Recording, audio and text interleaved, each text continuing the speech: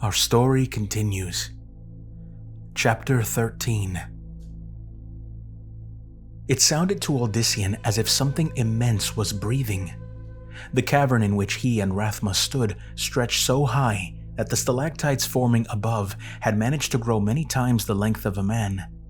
The stalagmites had done fair too, rising like squat giants from the floor. Odyssean felt as if he stood in the mouth of a hungry beast. The breathing only added to that disconcerting sensation. It was the stalactites and stalagmites that were also the source of illumination for the tremendous chamber, for radiating from deep within each was a ghostly crimson light whose source he could only imagine. While he was grateful for their brightness, they too contributed to Odyssean's overwhelming sense of unease. This is as far as I can risk bringing us, by other than physical means, Rathma commented with his usual detachment. You can sense why, I think. But now that he was getting over his astonishment at where he and his undesired companion had just materialized, what Rathma had proclaimed just before their arrival once more seized hold of Odyssean.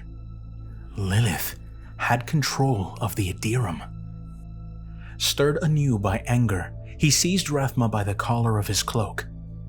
What did you mean by what you said before?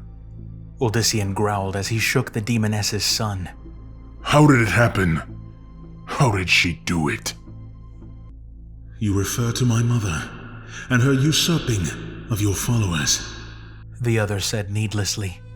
She is cunning and keeps herself well shielded, but I have gradually considered that she must have possessed the woman Serenia at some point when she was out of your sight in all ways. From there, it was a simple task to... Head pounding, Odyssean roughly released Lilith's son as he thought of just when it might have been that the demoness had taken the merchant's daughter. One incident immediately came to mind. Serenia had gone to get water, and for once, he had not used his abilities to monitor her. She had bent behind the lush plants, and a moment later, had gasped. And fool that he had been, Odyssean had taken her response to his concern at face value. He had forgotten the twisted ways of Lilith. Serenia, he whispered. It can't be. She can't be dead. And she is not. Confusion, hope, and distrust warred for mastery over Odyssean. What do you mean? It's Master Ethan and his son all over again. That foul witch wears Ceri's skin like a damned dress. She slaughtered her, then stripped her of her flesh. Rathma shook his head. No. For the game my mother's chosen to play, she cannot disguise herself so. Such a technique, while definitely demonic in nature, allows only a limited ability, enough to fool some priests or household servants for a time, but not for extended periods and needs. For this, Lilith required a more careful, more delicate touch. She has literally had to make herself and the woman one. My mother is like a haunting spirit that now guides each movement of the body. Yet your Serenia is still within, but very, very deep asleep. Odyssean's heart, which had felt to him a moment before as if it had ceased beating, now pounded with renewed life. Then she's all right. If we can cast out Lilith, Serenia will be herself again? That I cannot promise, son of Diomedes. Her slumber must be very strong, so that Lilith can also have some access to her memories, and thus better perpetuate the lie. Even if my mother is ousted, I cannot in full honesty promise that your friend will be restored. I should have never been taken from Hashir. I've got to go to her immediately then. Send me from this place, or show me how to do it myself. But Rathma remained steadfast. Had you been left in the situation from which we took you, you would have at this point been nothing more than a shell acting on Lilith's behalf. She is constantly altering her plots as the moment invites, hence the difficulty of predicting her next move. Having taken the woman's body and seeing the foolish attack by whoever in turn played her role as Primus, she obviously decided that you cannot be trusted to lead as she wanted. In fact, my mother is the reason that you were so weakened at the last moment. Clad as someone so dear to you, you led her through much of your guard. She infiltrated your body and soul, manipulating your thoughts and actions. If we had not taken you when we had, Hashir would have proven the point where Lilith took utter mastery over you as well, Odyssean. So instead, she has it over Serenia and the others. Odyssean retorted. Your help seems more trouble for me than it's worth. Rathma acknowledged his comment with a slight tilt of his head, adding, I have erred much. Too much. I agree. But alone, you would have fallen quickly to her. There is still opportunity to remedy this, if you will just listen. Serenia will be lost forever if you try to separate her from Lilith at this juncture. As distasteful as I too find it, my mother must be given her free hand for the moment, but only for the moment. Such a vile thought did not sit at all well with Odyssean. He could not imagine what would become of Serenia and the rest under the wicked guidance of the demoness. Yet, he had to admit that confronting Lilith would be a monumental task. How could he keep from injuring or possibly even slaying Serenia? What can we do? He finally demanded of the pale figure. Tell me that, at least. Rathma gestured ahead to where a passage at the far end beckoned. We can go on to where we should. It was the sort of answer that Odyssean had unfortunately expected.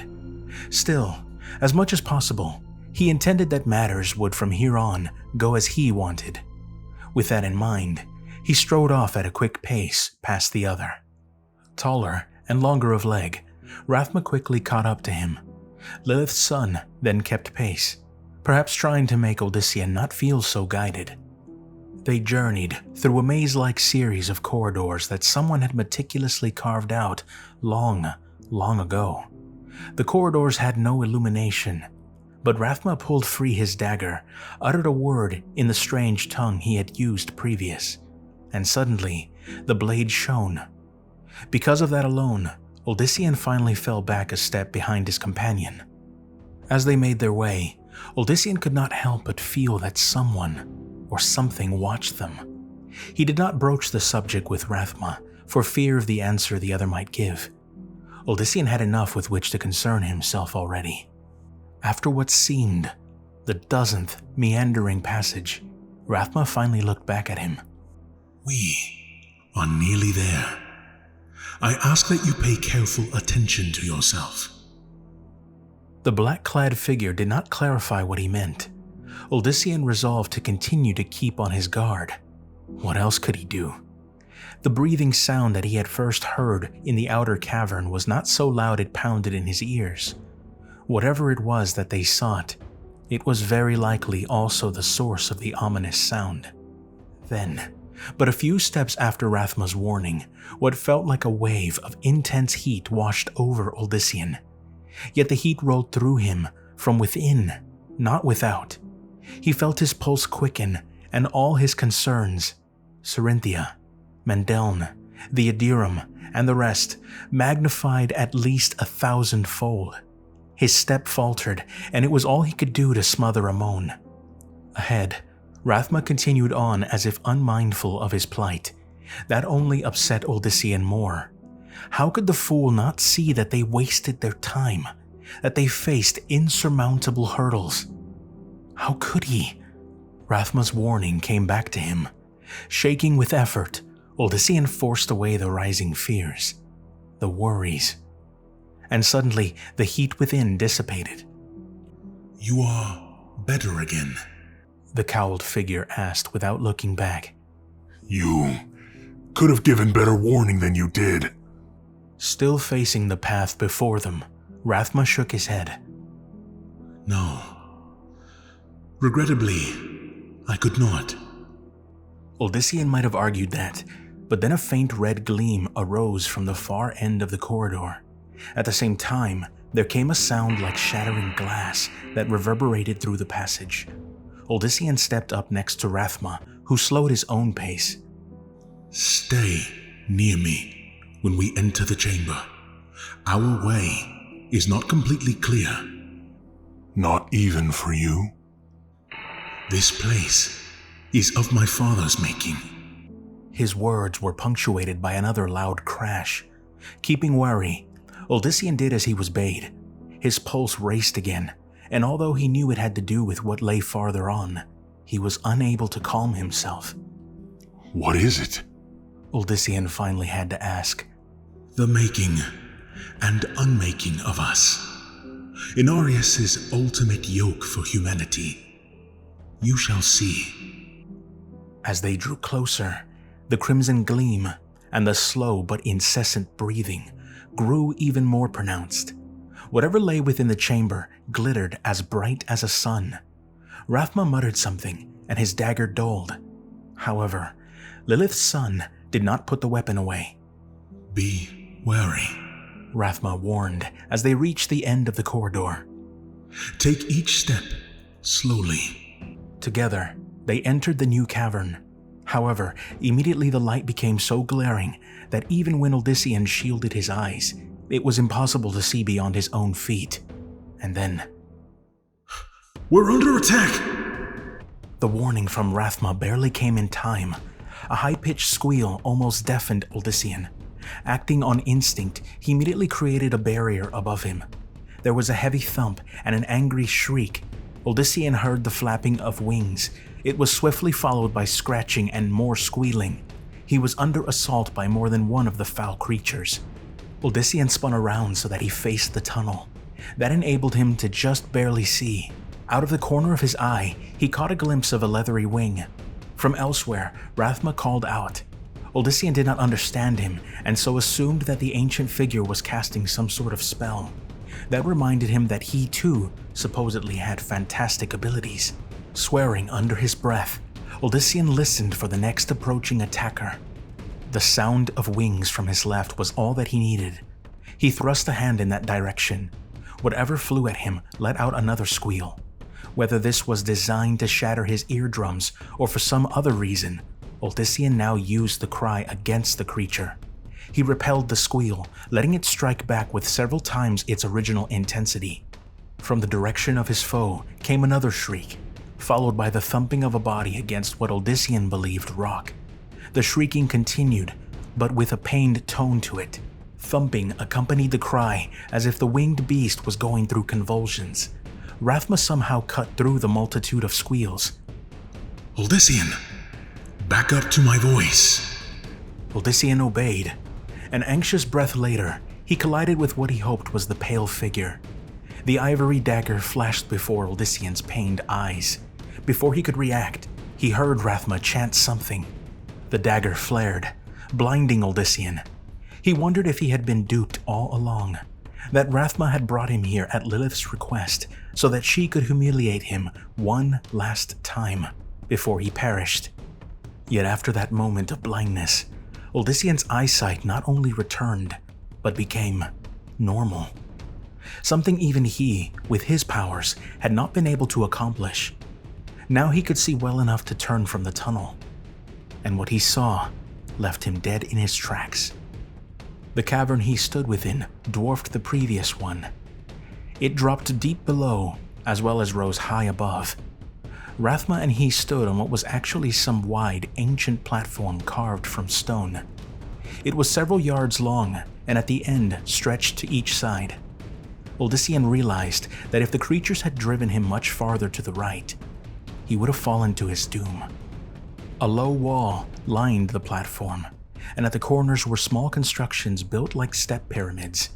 Atop each glowed a tiny, and in this chamber, insignificant light. The chamber's own color reminded Odyssean of a living heart fresh with blood. He only studied that aspect for a moment, though, for that which was the focus of this place now demanded his absolute attention. It resembled some of the crystalline formations that, as a boy, Odyssean had found in the small caves at home. But none of those had stood well over 100 feet high, perhaps even more than 200, since the base was too deep down to view. Consisting of several monoliths jutting in a dozen different directions, unlike the formations he recalled, this behemoth had a harshness to its look, with its jagged appearance and frightening crimson color. Each facet of the gargantuan formation contained thousands of minute ones. From within it emanated not only the illumination that had so burnt Odyssean's eyes, but deeper yet, flashes of multicolored lightning. The overall light from the great crystal not only extended the entire length and breadth of the cavern, itself vast enough to fit the village of Sarum and its surrounding lands within at least 20 times over, but looked as if it seeped through the very stone walls. With each burst of lightning, the formation pulsated, and at last, Odyssean understood the source of the breathing. There came another ear-tearing, shattering sound. Odyssean looked up, and for the first time, noticed that smaller fragments of the crystal, smaller, as in only 2 or 3 times his height and width, floated around much of the cavern in seemingly random directions. The harsh noise had come from 2 such pieces colliding. The broken fragments spilled around, and then began to reform in different designs. All this, Odyssean drank in only a few scant seconds. Then, a more immediate and highly grotesque sight took Odyssean's attention from the astounding crystal. 4 winged furies with heads resembling skinned hounds dove down at him from various points above. The creatures had savage teeth and ears long and wide. Their snouts were fat, with wide nostrils. The only thing the heads lacked were eyes. There were not even gaps where the eyes should have been. It was almost as if whatever had created them had foregone such on purpose. Perhaps that was not far from the truth. Of what use were eyes in this place, where only Rathma's magic had enabled Odyssean to see anything? Of better use were the huge ears and the nostrils, which could ferret out any prey entering. Each of the beasts had a wingspan of at least 6 feet, and like the bats they somewhat resembled in shape, those wings were also their hands. Yet unlike bats, the claws of these aberrations were each longer than Odyssean's hand and so razor sharp that to be cut by them even once would surely cause a gaping, dangerous wound. Odyssean cupped his hand. A blue energy formed over his palm. He threw it at the nearest of the fiends. The blue energy engulfed its target and vanished in a puff. The winged fury shook its head, stunned but otherwise unhindered, certainly not turned to ash as Odyssean had assumed it would be. Startled by this failure, he barely recovered in time to recreate the shield. Even that was not as strong as it generally was, and with 3, then 4 assailing it, Odyssean began to sweat. It was Rathma, naturally, who supplied an answer. From farther in, Lilith's son, his vast cloak seeming to provide him with the same protection as Odyssean's barrier, shouted, "Your powers are dampened here. It is the effect of the crystal. You must focus harder, whatever you attempt." Cursing the other for not having told him this before they had entered, Odyssean concentrated more on the barrier. By now, 7 of the bizarre beasts fluttered about him, each seeking to shred his flesh.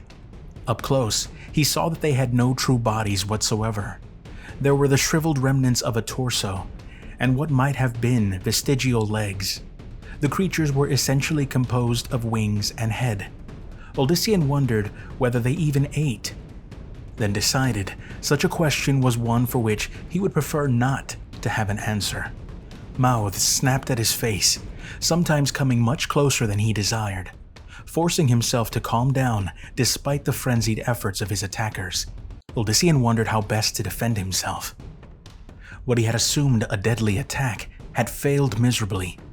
Odyssean had to choose well, for when he struck, his shield would also weaken.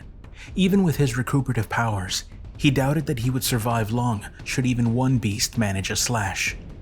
In the end, there was only one strategy that came to mind, a variation on something he had done earlier.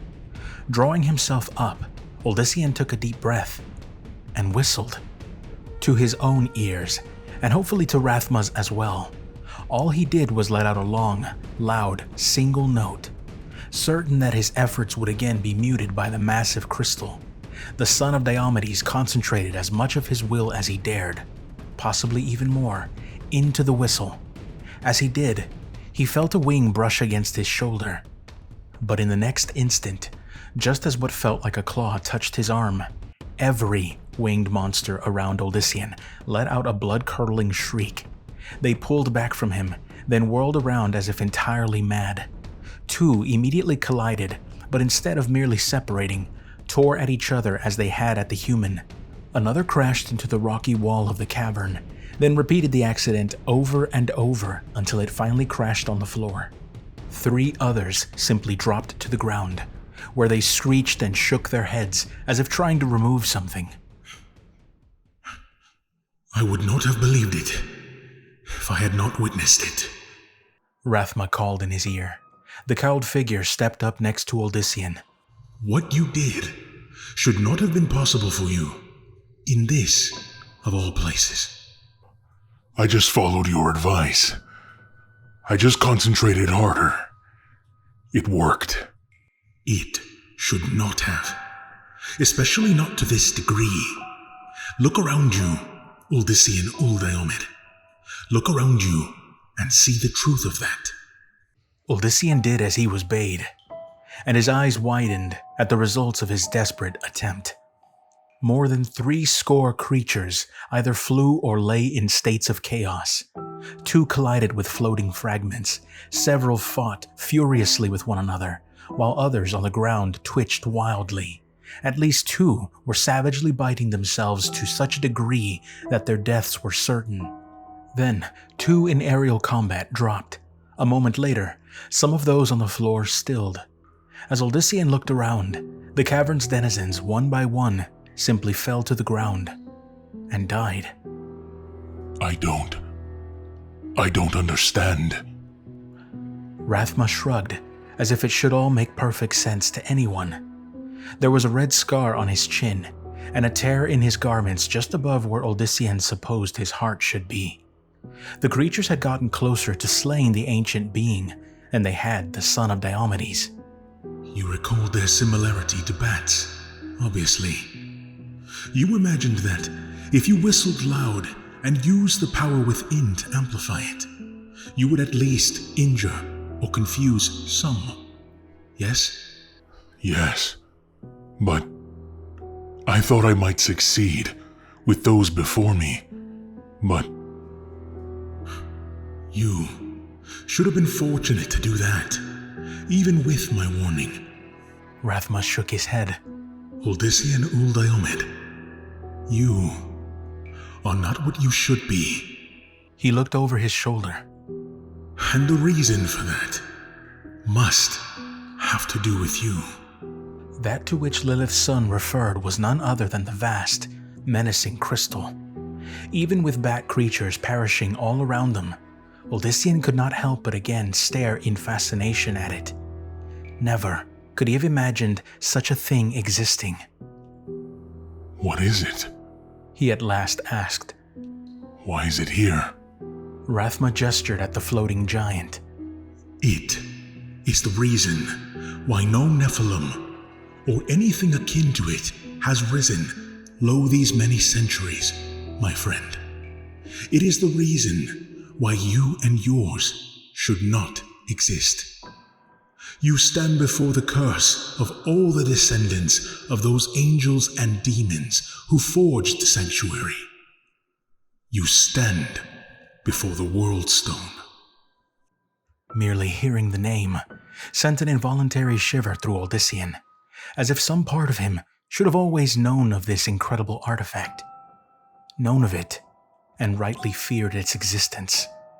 Even with the aid of Rathma's spell, the World Stone was hard to eye directly. Odyssean discovered that he could best observe it by glancing slightly to the side. Even then, it sparkled as if reflecting 100 red suns. Inarius thought the Nephilim a disease, a disgrace to what he was. To him, we should have never been.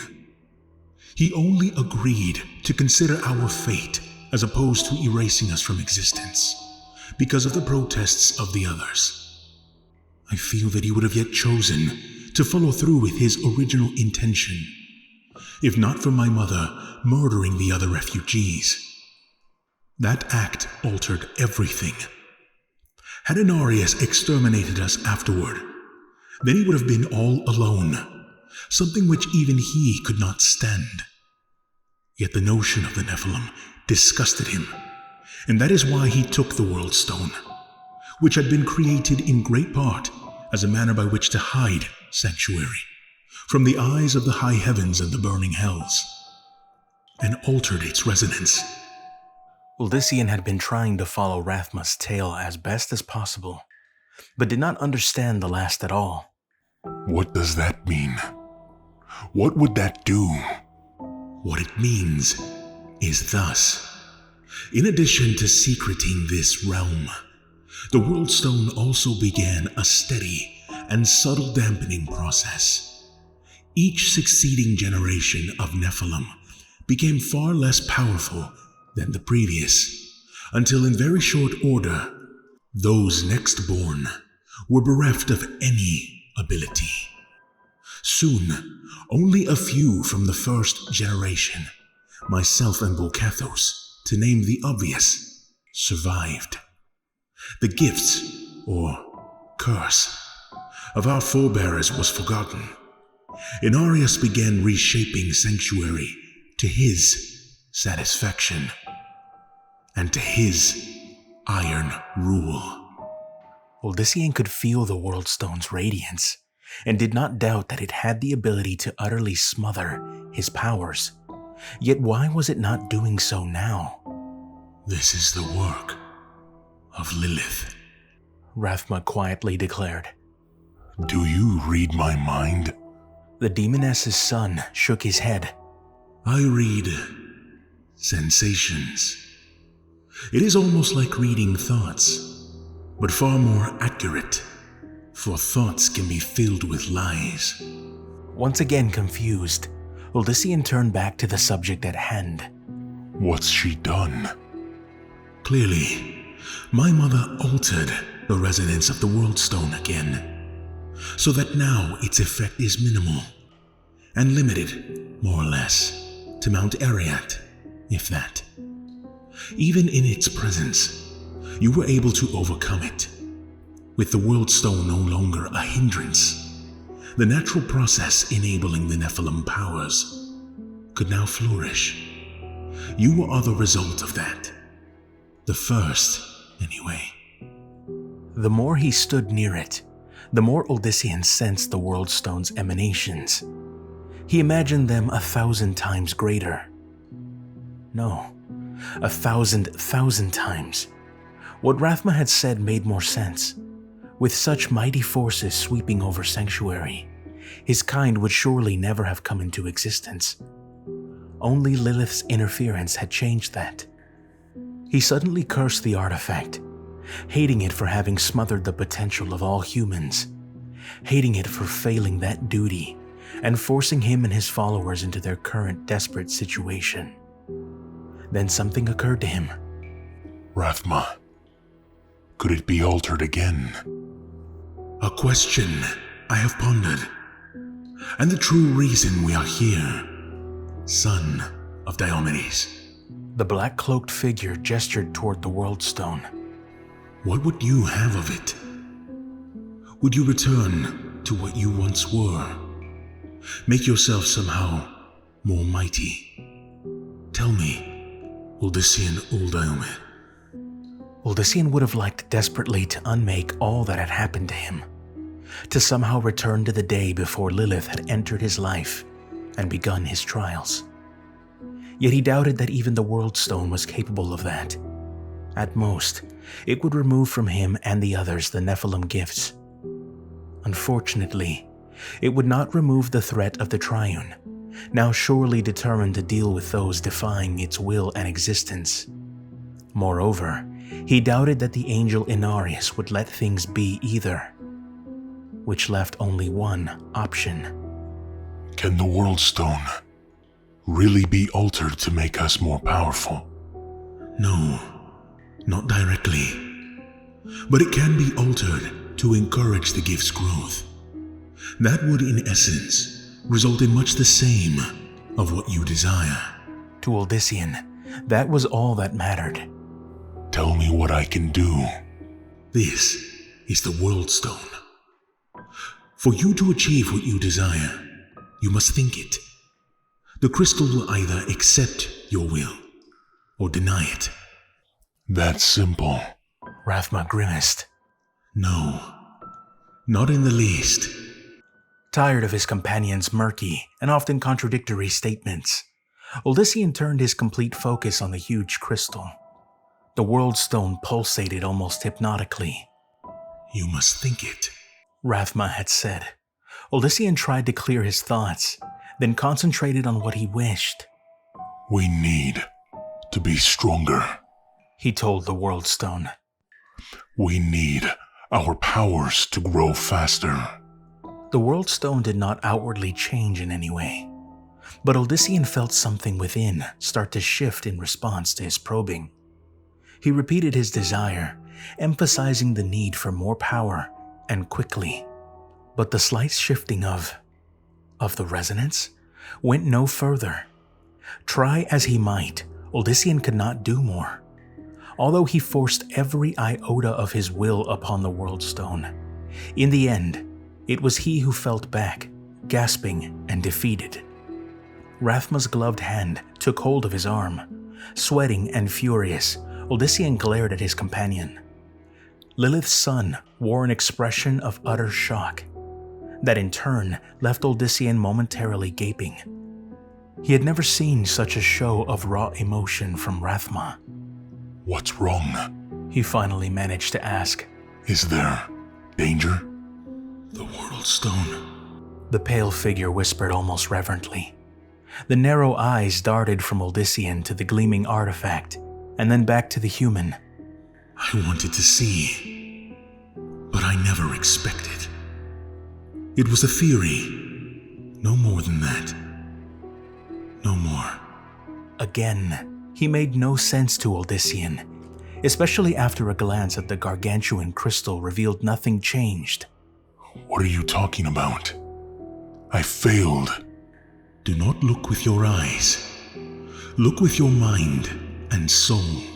Brow furrowed, Odyssean stared again at the World Stone, but this time also delved into it using other senses.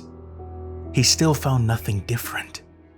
The World Stone reverberated as it had before, not even the slightest. No. There was a hint of a change, so intricate that it was no surprise that he had earlier missed it. But such an alteration could hardly cause any worthwhile effect, could it? I did something after all. Not much. Will it mean anything? Rathma uttered a sound, then murmured. Observe the structure of the artifact, Odyssean. Observe it at the very core. You can do that. Odyssean concentrated more, and found himself staring deep within the World Stone. He saw the fine, crystalline pattern that made up the fantastic formation, and marveled at the minute details. Tiny, five-sided segments multiplied endlessly and formed the stone's most basic structure. Odyssean could not help but admire their perfection. That the artifact had been created as opposed to being a natural formation, astounded him, so much so that he briefly forgot the trouble it had caused him. But none of this had to do with his search. He was about to give up when one small area near the heart caught his attention. There was something not right about it. Immediately, Odyssean knew that this was the source of the alteration in the world stone's resonance. He thrust his mind deeper, seeing more detail. Seeing where the rest of the world stone was composed of a 5-sided pattern, this one part had 6 edges. What had been perfect was now flawed. Impossibly so. He withdrew immediately. Lilith's work. No, son of Diomedes. Your work. Rathma's gaze burrowed into him. My mother altered the resonance through a spell, which affected outcome, but not structure. I expect you to do the same, or more likely, fail. It was a desperate chance, but one I felt worthy. You had been cast this near the world stone for a reason, I thought. It was an accident that I came here. Have you not discovered yet that there are no accidents? The shrouded figure returned. I did not know what to expect, but certainly not this. Odyssean Diomed, you have altered the very essence of the world stone. Something that should not be possible. Rathma frowned. And whether that means good or ill for our hopes, I fear that we can only wait and pray.